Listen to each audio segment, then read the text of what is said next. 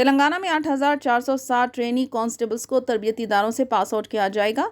अभिलाषा director general और director RBVRR Telangana police academy ने कहा कि 9 माह की ट्रेनिंग इस साल फरवरी में रियासत भर के 19 ट्रेनिंग इंस्टीट्यूट में शुरू हुई। 8,047 किस्म में 2,338 खवातीन उम्मीदवार हैं। Civil armed reserve, special armed reserve, city police lines, information technology and communication और पुलिस ट्रांसपोर्ट ऑर्गेनाइजेशन के कुल 8,047 वजीफेदार ट्रेनी कांस्टेबल्स ने अपनी 9 माह की तरबियत मुकम्मिल कर ली और अगले 2 रोज़ में तरबियती इदारों से पास आउट हो जाएंगे। Abhilasha Bisht director general of director RBVRR Telangana police academy ने कहा कि 9 माह की ट्रेनिंग इस साल फरवरी में रियासत भर के 19 ट्रेनिंग इंस्टीट्यूट में शुरू हुई।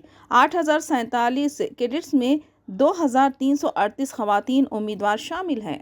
రిక్రూట్మెంట్ ప్రాసెస్ ఏదైతే ఉందో పూర్తి చేసుకొని దాదాపు 8,000 మంది police constable officers passing out parade రాష్ట్ర వ్యాప్తంగా జిల్లా హెడ్ క్వార్టర్స్లో జరుగుతూ ఉంది. హైదరాబాద్ సిటీ పోలీస్లో 7,047 మంది 7,000 కాదు 747 మంది constable trainees officers passing out parade ఈరోజు మనం చూసాము.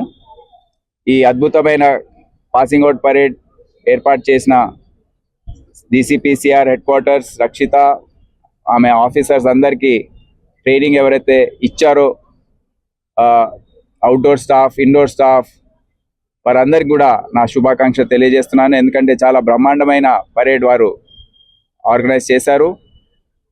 అయితే శిక్షణ సమయంలో వారికి అనేక అంశాలపైన శిక్షణ ఇవ్వడం జరిగింది.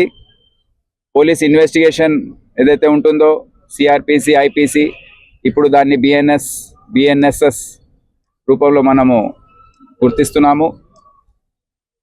ఇన్వెస్టిగేషన్ ఏ విధంగా చేయాలి, క్రైమ్ సీన్ ప్రొటెక్షన్ కానివ్వండి, దర్యాప్తు చేసే రకం, తీరు, అనేక నేరాలు, దానికి తగిన చట్టాలు, సెక్షన్స్ ఆఫ్ లా, మరి పోలీస్ క్రిమినల్ ప్రొసీజర్స్ ఏవైతే కోర్టు ముందు నిందితుల్ని మనము ఏ విధంగా అదుపులో తీసుకోవాలి, ఏ విధంగా కోర్టు ముందు హాజరుపరచాలి, అదే కాకుండా ఎవిడెన్స్ కలెక్షన్ ఏ విధంగా చేయాలి, ఇదో అంశం అయితే ఇంకో అవుట్డోర్ భాగంలో ఫైరింగ్ కానివ్వండి, డ్రిల్ కానివ్వండి, లాఠీ డ్రిల్ కానివ్వండి, ఇటువంటివన్నీ కూడా వారికి నేర్పించడం జరిగింది.